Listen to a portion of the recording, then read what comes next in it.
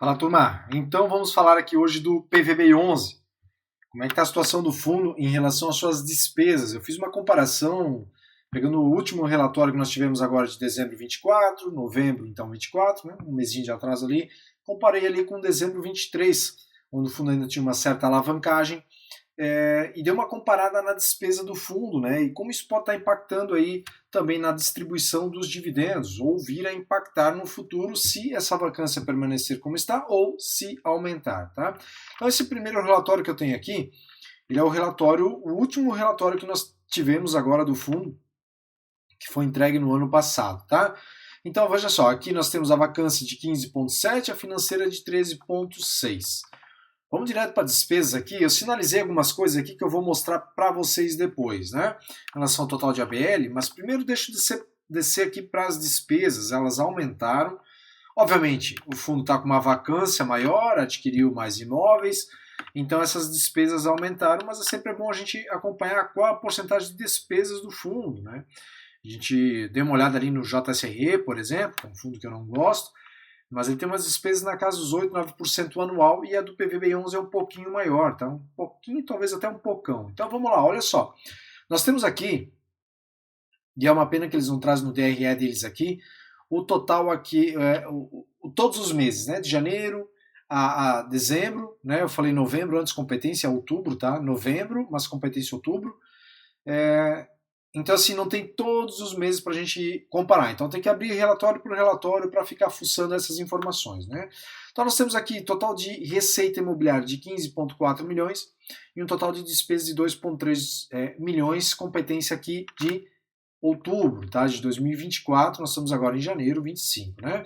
Se a gente olha aqui um ano inteiro, nós tivemos aqui um total de receita de 166 milhões, e um total de despesas de 23 milhões, tá? Então, no acumulado de 12 meses aqui, 26 milhões de despesas. Quando a gente traz isso em porcentagem, a gente vê que na porcentagem anual, ela é uma porcentagem aqui de 13%, né? A do mês aqui é de 14%, esse do mês aqui, ela varia ali, tem vezes que tem um custo a mais aqui de algum espaço vago, então de repente tu tem lá o IPTU para pagar em algum mês, tu tem alguma reforma que precisa ser feita naquele mês, o condomínio do mês do espaço vago, então ela vai variando, mas mensalmente acaba ficando geralmente nisso aqui, de 15%, 14%. E a anual, ela deveria também, né, manter uma constância, mas como nós estamos falando aqui de uma vacância física maior, não foi o que aconteceu, tá?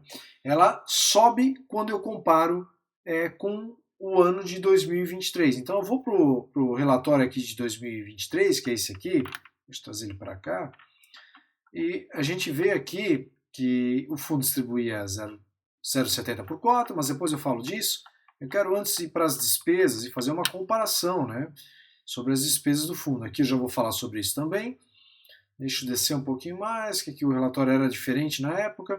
Então, olha só, aqui nós temos despesas, a receita imobiliária de 8 milhões, aqui nós tivemos de 15, então dobrou praticamente, né, a receita, e obviamente dobrou porque o fundo adquiriu novos imóveis, e um total de despesas aqui de 1,2 milhões. Isso equivale aqui a 15% de receita. Só para eu confirmar aqui, ver se eu não calculei isso errado, 1 milhão e 200 de despesa total, dividido aqui por 8 milhões, vezes 100, exatamente, 15% de despesas. Só que a gente olha a despesa anual, no ano de 2023, a gente vê que a despesa foi de 11%. Tivemos aqui uma receita de 104 milhões, uma receita menor, em relação a essa receita aqui, por questões óbvias, o fundo adquiriu novos imóveis, e uma total de despesa aqui de 11,9 milhões, quando aqui a gente teve um total de despesa de 23 milhões, mais do que o dobro, né?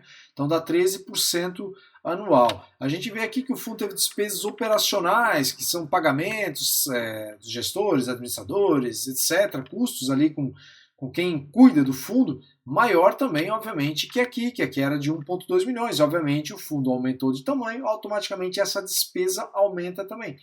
A gente vê que no acumulado de 12 meses aqui, nesse relatório de janeiro 23, a despesa aqui era de 12,7 milhões e aqui foi para 26,1 milhões, né? Acumulado aqui dos últimos 12 meses, 24. Então, obviamente, tem relação com a vacância do fundo. Isso aqui, o fundo ele teve uma vacância, teve não, né? Ele tem uma vacância maior. Aqui a vacância, deixa eu voltar para cá, era de 9%, se eu não me engano, a vacância física do... Um pouquinho mais para cima aqui, vamos voltar para cá. Mas eu já tinha dado uma olhada, tá aqui. Vacância física de 9%, certo?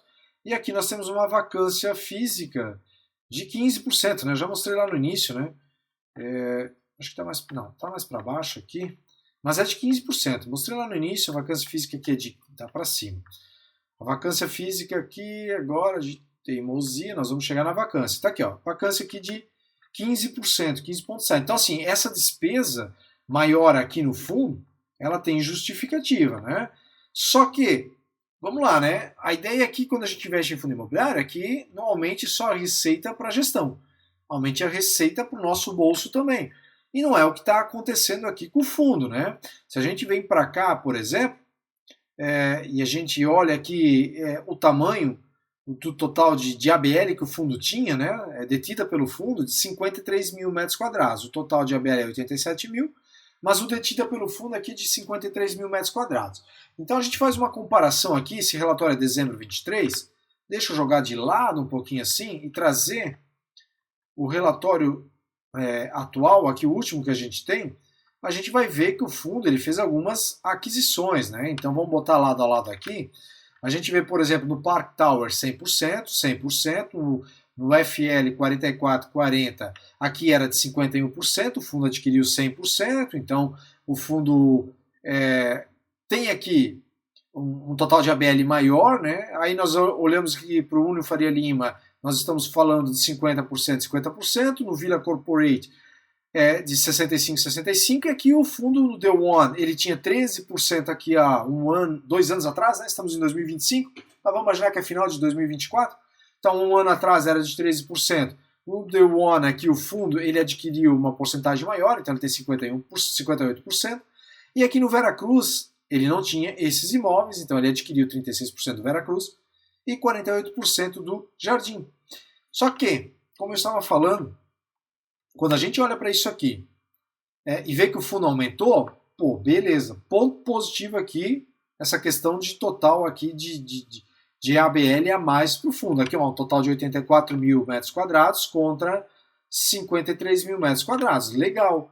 Só que o que isso trouxe de vantagem nesse momento para o cotista, né? Nesse momento, com a vacância que o fundo tem, não trouxe muita vantagem, porque o fundo aqui, ele comprou alguns imóveis com a renda mínima garantida, e essa é a ilusão, muitas vezes, da renda mínima garantida, só que aqui ele distribuía 0,70 mês, né? Tá aqui para baixo, se eu não me engano. O fundo ele vinha pagando aqui 0,70 mês, e ainda aqui ele tinha um passivo para pagar, né? Uma alavancagem para pagar. Então ele vinha pagando aqui 0,70 mês.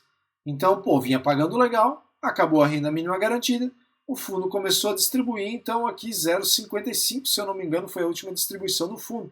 Quem é cotista do fundo já sabe que, se eu estou falando besteira ou não, aqui ó, 0,55, né? Então ele distribuiu 0,55, quer dizer, o fundo aumentou de tamanho, legal, é importante, aumenta a diversificação para quem é cotista do fundo, diminui o risco, tem mais imóveis, era um fundo de 1 ponto alguma coisa, foi a 2 pontos alguma coisa de patrimônio, legal, aumentou a taxa da gestão, mas diminuiu aqui o rendimento do cotista. Por quê? Porque, obviamente, aumentou a vacância do fundo. Então, assim, nós temos aqui uma despesa do fundo maior, anual, certo? Em relação a 23, e nós não temos um ganho maior aqui para quem é cotista. Então, eu vejo assim, né? O fundo melhorou em questão de diversificação, melhorou. Se conseguir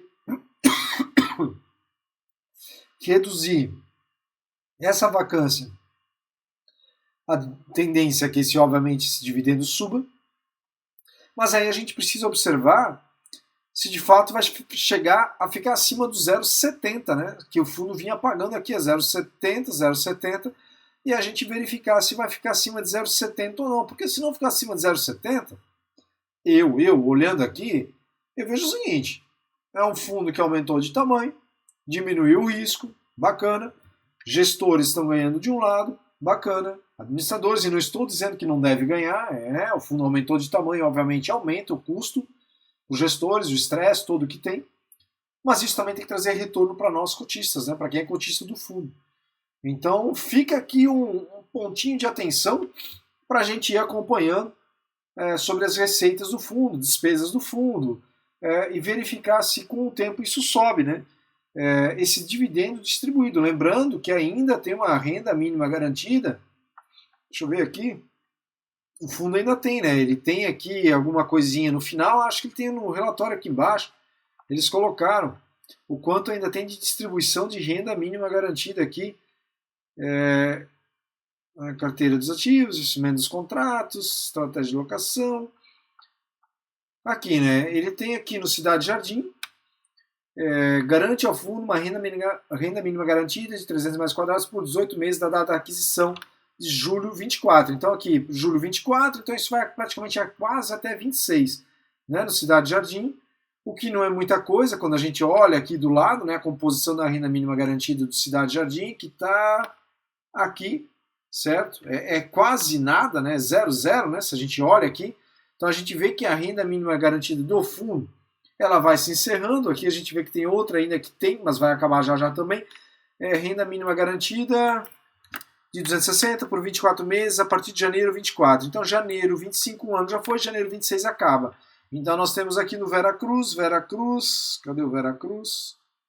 Veracruz aqui é o 01, né? 01 aqui do Veracruz. Então assim, 0,55, 0,54 é onde pode diminuir ainda mais essa renda mínima garantida, considerando a atual vacância do fundo. O fundo fala aqui, olha só, né? Nem trouxe no relatório, porque assim, é a perspectiva isso aqui, né? Mas o fundo teve aqui visitas realizadas em 97 mil metros quadrados, certo? Validação técnica aqui de 50 mil. Teve aqui propostas aqui que totaliza aqui 34 mil metros quadrados de ABL.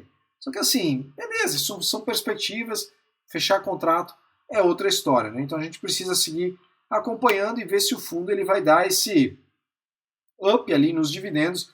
Todo mundo fala, o PVBI tem as melhores lajes, o metro quadrado mais caro e tudo mais.